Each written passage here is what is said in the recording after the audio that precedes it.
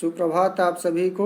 मैं योगेश कुमार द्विवेदी एक बार पुनः आप लोगों के सामने कबीर दास जी द्वारा लिखित साखी पाठ को लेकर के उपस्थित हूँ।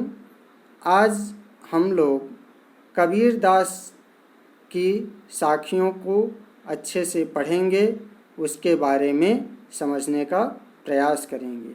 मैं उम्मीद करता हूँ कि कल जो आपको साखी पढ़ाई गई वह अच्छी से समझ में आ गई होगी। तो आइए आज हम लोग प्रारंभ करते हैं साखी। पहली साखी कबीरदास जी की आज के लिए जो है वो है, बिरह भुअंगम तन बसै मंत्र न लागै कोई, राम वियोगी ना जीवै जीवै तो बौरा होय। कबीरदास जी कहते हैं कि बिरह भुअंगम तन बसै, जिसके शरीर में बिरह रूपी भुजंग का वास होता है। विरह का मतलब होता है कि जिस आदमी से उसका कोई सबसे प्रिय व्यक्ति या प्रिय वस्तु दूर हो जाए तो उसे दूर होने पर जो दुख होता है उसे विरह कहते हैं। विरह का मतलब आप समझ रहे होंगे कि जिससे कोई भी उसकी सबसे प्रिय वस्तु यदि दूर हो जाए तो उसके दूर होने के कारण जो उसे दुख होता है उसे हम विरह कहते हैं। तो कबीरदास जी कहते हैं कि बिरह भुअंगम तन बसै, जिसके शरीर में बिरह रूपी भुअंगम, भुअंगम मतलब सर्प निवास करता हो, उसे मंत्र न लागै कोई, उसे कोई भी मंत्र ठीक नहीं कर सकता, यानी उस पर किसी भी मंत्र का प्रभाव नहीं पड़ता, उसका कोई असर नहीं होता। राम वियोगी ना जीवै जीवै तो बौरा होय। ठीक उसी तरह से जिस तरह से यदि किसी के शरीर के अंदर बिरह रूपी सर्प का निवास हो तो कोई उसे मंत्र ठीक नहीं कर सकता। क्यों? क्योंकि अगर बाहर से कोई सर्प काटता है तो वह मंत्र से ठीक हो सकता है, लेकिन जब हमारे अंदर ही बिरह का सर्प है तो वह भला मंत्र से कैसे ठीक हो सकता है। आगे कहते हैं कि ठीक उसी तरह से कि राम वियोगी ना जीवे, कि अगर कोई व्यक्ति राम से वियोगी हो जाए, ईश्वर से दूर हो जाए, भगवान से बिछड़ जाए तो वह जी नहीं सकता। और यदि उसके बाद भी वह जी रहा है, यानी ईश्वर से बिछड़ने के बाद भी यदि वह जी रहा है तो वह साधारण व्यक्ति नहीं है, वह निश्चित ही बौरा है। बौरा मतलब पागल है, क्योंकि कोई भी व्यक्ति ईश्वर से बिछड़ करके, अपने आराध्य से बिछड़ करके जीवित नहीं रह सकता। अगर वह जीवित है तो वह पागल है। ठीक है, आगे चलते हैं। अगली साखी बहुत ही महत्वपूर्ण है। इसमें कबीरदास जी कहते हैं कि निंदक नेड़ा राखिए आंगन कुटी छवा, कि निंदक नेड़ा राखिए। जो निंदक होता है यानी हमारी आलोचना करने वाला आलोचक होता है। आलोचना का मतलब जो हमारी कमियों को बताए, ऐसे व्यक्ति को हमें अपने पास रखना चाहिए। नेड़ा मतलब निकट। जो हमारी निंदा करने वाला हो, हमारी आलोचना करने वाला हो, हमारी कमियों को बताने वाला हो, उसे हमेशा हमें अपने पास रखना चाहिए, क्योंकि ऐसे व्यक्ति बड़े दुर्लभ होते हैं जो हमारे मुंह पर हमारी कमी को बताते हैं। वैसे तो बहुत से लोग मिल जाएंगे जो आपके मुंह पर आपकी खूब बड़ाई करेंगे, लेकिन ऐसे लोग कम मिलेंगे जो आपके मुंह पर ही आपकी कमी को कहें। इसी बात को कबीरदास जी कहते हैं कि निंदक नेड़ा राखिए आंगन कुटी छवाए, कि निंदक को जो हमारा आलोचक हो उसे सदैव हमें अपने पास रखना चाहिए। आंगन कुटी छवाए, अपने आंगन के पास ही उसका निवास बनाना चाहिए, अर्थात हमेशा उसको अपने समीप रखना चाहिए। आंगन कुटी छवाए का तात्पर्य है कि ऐसे व्यक्ति को हमेशा अपने समीप रखना चाहिए, कभी भी उससे दूरी नहीं बनानी चाहिए। आगे कहते हैं कि क्यों रखना चाहिए?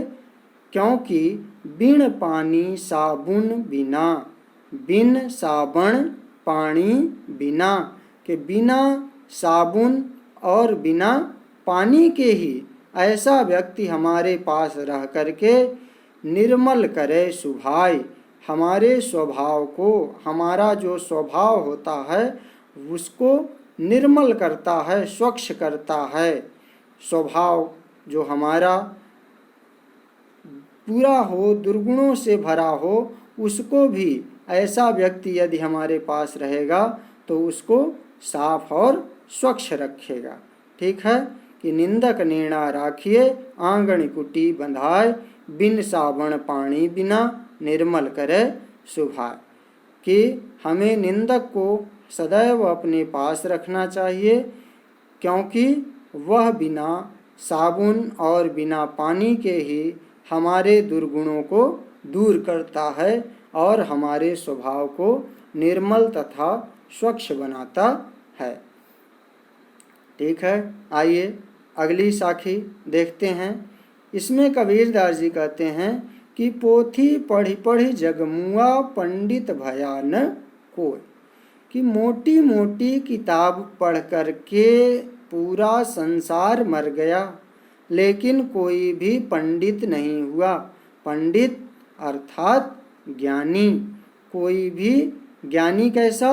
सच्चा ज्ञानी, जो सत्य और असत में अंतर कर सके, सही और गलत में फर्क कर सके, क्या करना चाहिए और क्या नहीं करना चाहिए इसमें अंतर कर सके। ऐसे पंडित किताबों को पढ़ने से नहीं होते। ठीक है कि पोथी पढ़ी पढ़ी जगमुआ पंडित भया न कोई, कि मोटी मोटी किताबों को पढ़ने से कोई ज्ञानी नहीं होता।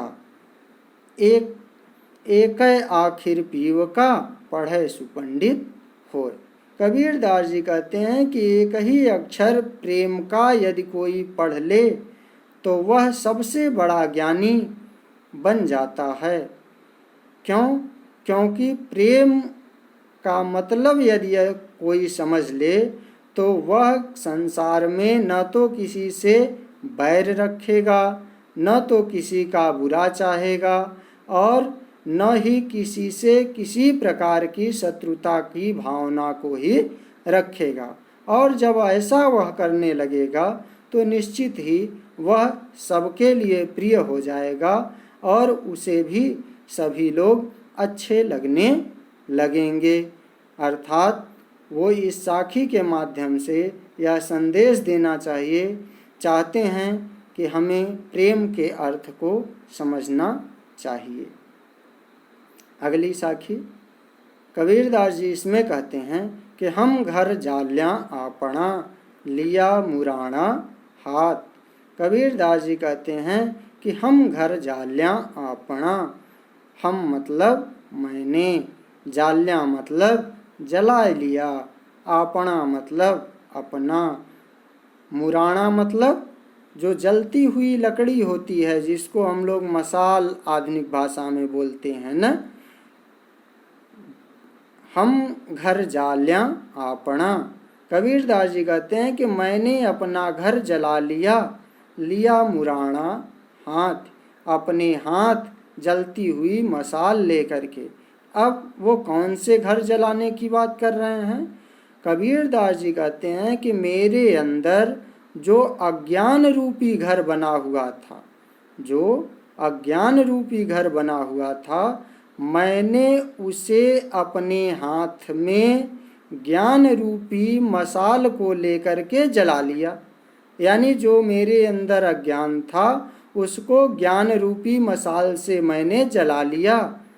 अब घर जाल्या तास का, जे चले हमारे साथ। और मैं अब उसके घर को जला सकता हूँ जो मेरे साथ चले। उनके कहने का तात्पर्य यही है कि अब मैं उस व्यक्ति के अंदर के अहंकार को भी समाप्त कर सकता हूँ, उसके अंदर के अज्ञान को भी जला सकता हूँ जो मेरे साथ चलने के लिए तैयार हो।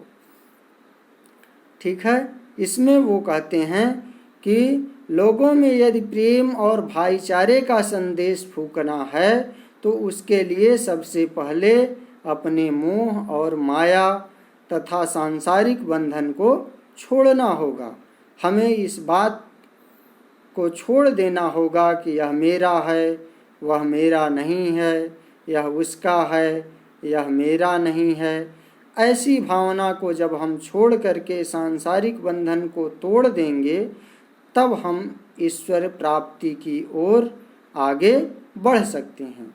कबीर दास जी कहते हैं कि ऐसा काम करके जो व्यक्ति चलने के लिए तैयार हो वह मेरे साथ आ जाए।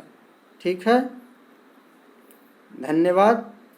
उम्मीद है कि यह आपको अच्छे से समझ में आ गया होगा।